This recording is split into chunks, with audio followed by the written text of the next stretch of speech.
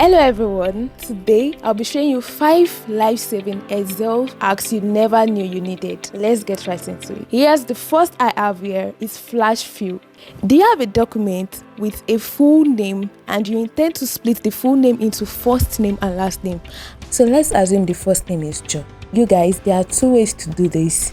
Either you come here to data and then you go to flash fill, and here I'll be showing you the second way. Let's assume the first name is Smith, and then just your Control E and you have it, guys. The second hack I have for you is conditional formatting. Let's say you are a teacher or you are someone in the finance, even for your personal life data, and you want to identify the minimum or maximum, or you want to identify the trends. That is where conditional formatting comes in. Now let's say you want to get the highest number here. Let's say you have a test score and you want to know which student has the highest score.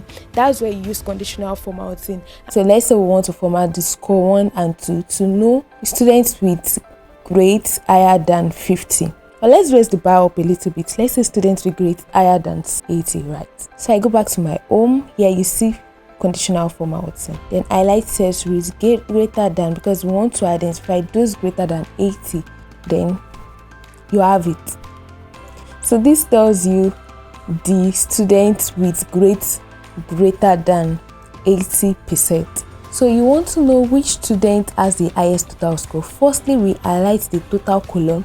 Then we'll come to conditional formatting. Then you come here to the new row.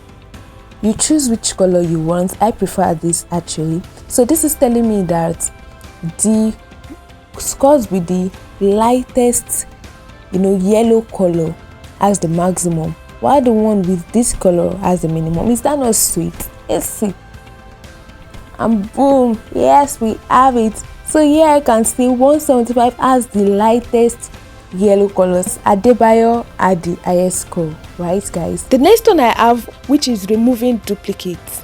Instead of going one by one removing your duplicates, Excel has provided a feature that can help you do that with ease. To remove duplicates, you highlight the specific column you want to remove the duplicate. Then you come here to data. Here you find remove duplicate. You click on it and it shows you expand the selection or continue with the current selection, because I don't want it to expand, because here I have publishers that are the same name, so I only want it to format just the name for me. Then I come to only continue with the current selection, remove duplicates. It brings an interface for me. Select, yes, my data has headers. This is to show that I don't want it to remove the duplicates of my header. Do you guys understand this? Also, if you have questions, do what to ask in the comment section. Here you see over 5,000 duplicated names were removed. Imagine if you had to do this manually. I know you're loving this already. So let's move to the next hack I have on my list, which is the goal seek. For many of us at this time of budgeting or in terms of saving, you want to save a particular amount and you want to make use of Excel to plan that. So how do we do this? Here you come here, you label this equals to your B1 times the number of years, 12. And here in front of this column, I enter the amount of money I want to save for the whole year.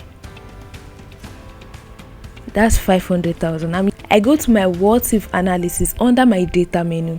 Then here you see your goal seek. Go to goal seek straight. My set cell will be my A2 and my value will be 500,000. By changing which cell which I want, my B1. Just follow as it is done.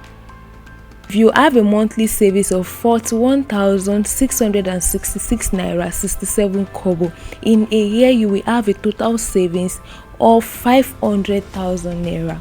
So guys, we are the last but not the least, and trust me, this is not the least, because I have more of this coming in for you in my next videos.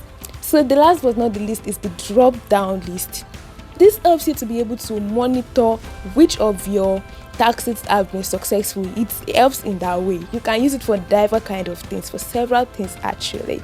That list helps to in data validation, which means that the data that are not in the drop down list will not be included, and it makes your work very easy.